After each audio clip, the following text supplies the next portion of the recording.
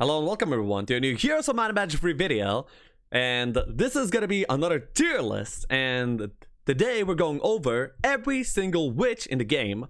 Now, witch as a whole, as a class, is not very good.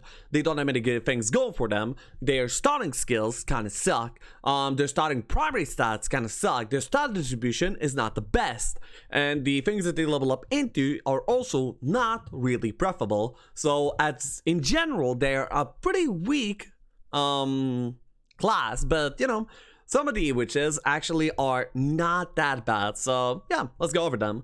First off is we have Kangaria. Some of you might have never seen her. That's because you probably don't play Horn of the Abyss. She replaces Void in Mass without any water. She is a learning specialist, so she starts off with wisdom and learning, and the learning specialty doubles the value of learning. But even if you double a really bad skill that doesn't really do anything, it still is not good. So basically she has a dead skill, and as a witch she doesn't really have much going for her whatsoever. There is one reason you sometimes want to see Kangaria, and that reason would be is because she starts off with slow in the spellbook, meaning that she can immediately use it out on the field, or she could teach it to a scholar, and then you can pass it over to other people too. So yes, their only utility is the fact that she has slow at the very get-go of the game.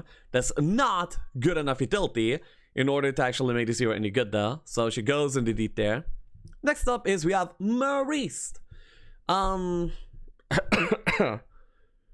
Basically this hero is also really bad. This is stone skin specialty hero with learning as well. I mean, same as Kangaria, and wisdom. So the only difference between her and Kangaria is the spell she has from the very get-go, as well as the specialty. The stone skin specialty is not that bad. It can get you like some pretty good defense, so you can take like 1 or 2 fights in the early game.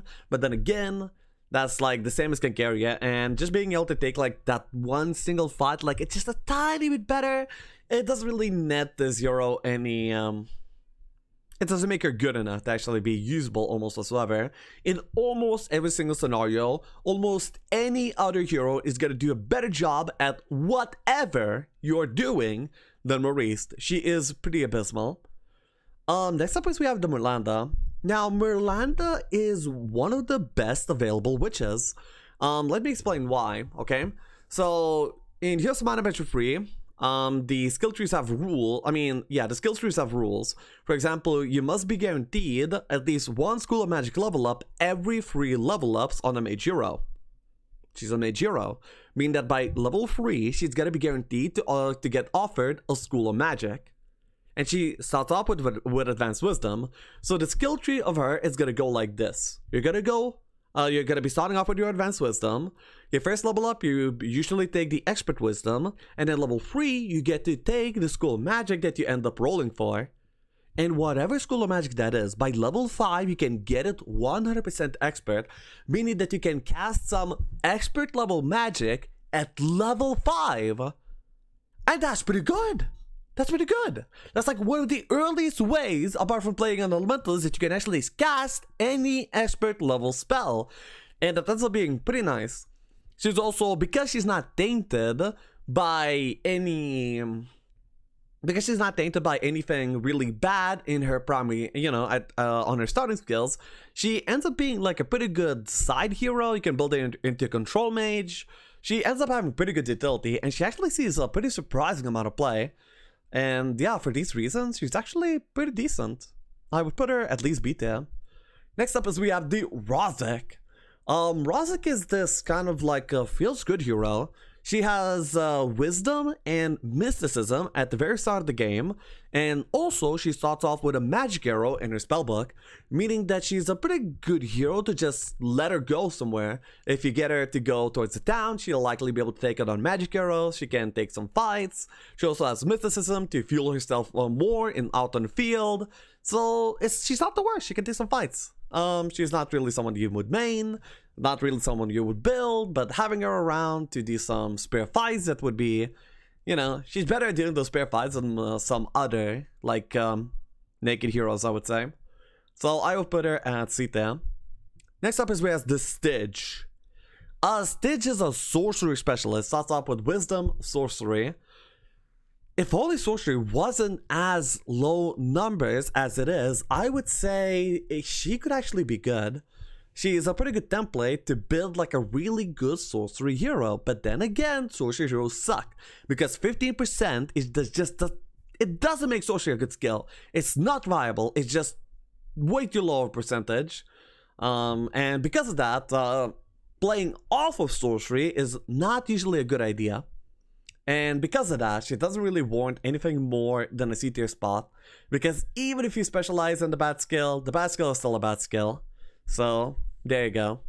It's not her fault. Actually, it is her fault. So, yeah. Then, next up is we have the Tiva. She is an Eagle Eye specialist. Starts off with Wisdom and Eagle Eye. So, basically like Kangaria, except even more useless. Wow! Now that's an achievement! Really, how can you beat this garbage? She doesn't really have any redeeming qualities. She is just horrible all around. Next up is we have the Verdish. This is a first aid specialist that starts off with Wisdom and First Aid. And she's not that bad. The reason I would say she's not that bad is because she provides with a 10. I mean, she provides your kingdom with a 10 the moment that she actually comes into the game. Which is not the worst. Having an extra 10 for, you know, for your tanky units could be, like, pretty good. It's not absolutely useless. Not as useless as some other things can be. I mean, she's not really worth investing into. You don't really build her either as a support hero or as a main. But, yeah. The 10 does maybe warrant a C spot. I'm kind of on the fence of high D tier or low C tier. But this is where she'll go for now. And now we have Andra. Andra's really cool. She's an intelligence specialist that starts off with wisdom and intelligence. And that's actually a really good package for many type of games. Having good mana in poor maps in order to actually be able to sustain your cast, sustain your down portals, dimension doors, resurrections off of like low material on the map is really, really important. So she's actually a very popular main for very many situations. Because she doesn't start off with any bad skills, you can build her into a pretty decent hero. And the specialty is also really relevant because intelligence is a good skill, and when you double it, it's even far better. So yeah, actually really solid hero, good representation, and yeah, she just kind of feels decent to use. She's not like super top tier, but she is at least A tier in my opinion. Next up is we have Voy, the navigation specialist. Now, she could be good in water maps. Honestly, I don't play too many water maps, so I don't really see why you would want this to main this hero ever. She could like make for a decent side hero out in the, you know, in water maps. The navigation specialty is kind of interesting. Interesting to the point that I would at least put her low C tier along with Verdish. Maybe I'm really underselling navigation. This could be a thing, but based on my personal experience, this is how it is. And next up, many people probably don't know this hero, but she is Adriana. She is a fire witch, the only fire witch in the game. Her specialty is to start with Expert Fire, and also she has Inferno in her spellbook to cast immediately. And Inferno is not a really good spell because it doesn't scale with power at all, but in the early game, it actually on Expert Fire has a really good amount of base damage, and you can do so much off of that. In the templates where she's available to be used, and you actually get her and use her, she actually feels really good to use. You can Expert Curse almost immediately into the game.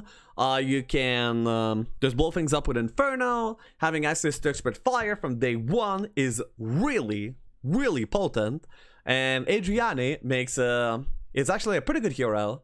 I would recommend using her whenever you have the chance to. I would say she is alongside Merlina, somewhere here. So yeah, witches on the power scale are not really that strong whatsoever. Maybe with the exception of Andra. They are sometimes made into support heroes because their knowledge is pretty decent, and knowledge is what you want the most on your support heroes. So yeah, Let me know what you think about witches. Do you like playing them? I feel like they're a really kind of a niche class, you know? And they're kind of supposed to be, right? Because Fortress is not really the kind of faction that really relies on mages. So having their mages be kind of on the weaker side compared to the other faction mages, I think actually fits them thematically pretty well. Many of them are very, you know, many of them start with slow spell, well, at least a few. So that also kind of fits them because, you know, they're from Swamp, getting other people stuck is kind of their thing. Yeah. So, thanks for watching, guys. Catch me live on Twitch. I stream basically every single day. By basically, I mean I probably take like one day every few weeks. And yeah, I'll be seeing you guys in the next tier list. Till then, bye-bye, ciao-ciao. Enjoy yourselves.